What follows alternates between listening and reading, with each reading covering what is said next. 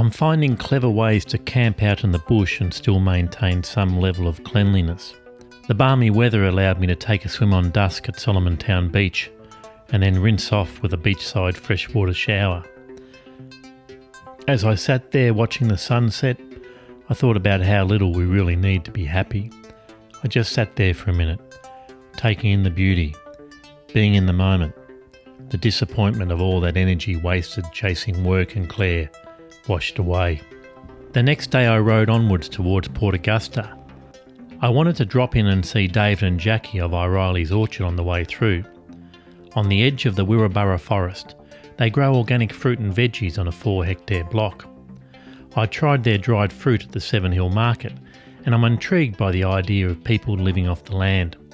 David told me they haven't found a way to harvest peaches mechanically, so the little fella can still make a living growing them.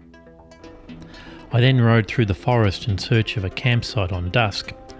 I saw some wild deer and pulled over in the hope of getting a photo. I've never seen wild deer before and went about stalking them through the undergrowth in the hope of getting one good shot. With chunky motorcycle boots on, I moved as quietly as I could towards my prey. I startled a big kangaroo as I clunked along a mountain ridge. I shot him and continued on. I managed to get within 10 metres of a female fallow deer. I lined up my camera, held my breath, and boom, shot her as she noticed me from my cover behind a tree. She darted off, but my job was done. The hunter had caught his prey. I decided to visit Quorn up the road from Port Augusta. It was an important railway junction point on the old Garn route that went through to Alice Springs in the heart of the outback. Now the railway yard was littered with the skeletons of its rich past, broken down carriages. The streets lined with impressive architecture and several huge pubs. One pub had a fantastic nude painting above the bar, which reminded me in style of Norman Lindsay's work. Lindsay is one of my favourite Australian artists. I love the way he incorporates myth into his work, and his voluptuous nudes show a sumptuous appreciation of the female form. During World War II, 16 crates of his artwork were taken to the US in the hope of protecting them. They were impounded by American officials and burned as pornography. Bloody wowzers. It's funny how as a nation we made inroads to the vast interior, and now it seems we are retreating back to the cities. I dropped in to have breakfast at Emily's Bistro.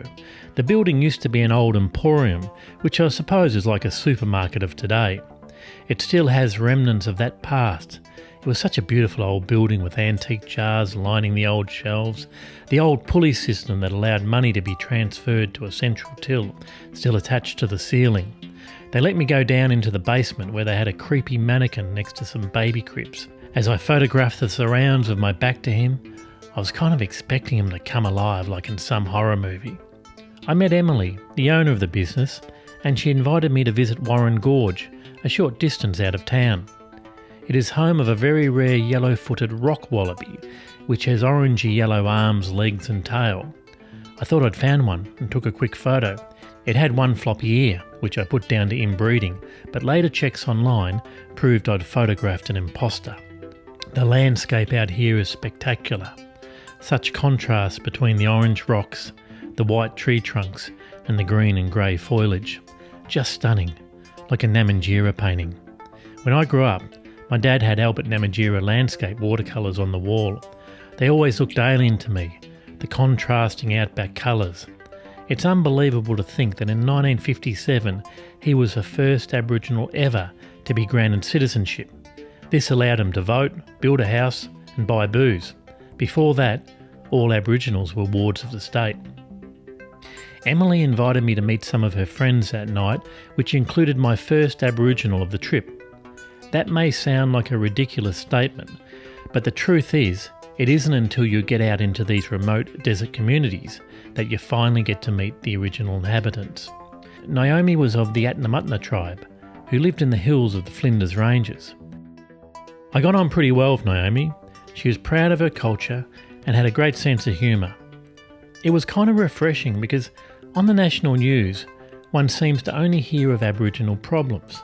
Domestic violence, alcoholism, unemployment. It must be a hard thing for someone like Naomi, to constantly see the bad press about a people. I once did a project for the ABC on African refugees. The things these people had gone through in their childhoods, Rwandan genocide survivors, mass rape and mutilations, family members killed before their eyes. But personally, they'd moved on. They didn't want to dwell on the past, and I think some cultures hold on to hardships too much. Hollywood's obsession with the Holocaust, Irish ballads of long-lost battles. With Naomi, there was no ill feeling or chip on her shoulder. She accepted the now,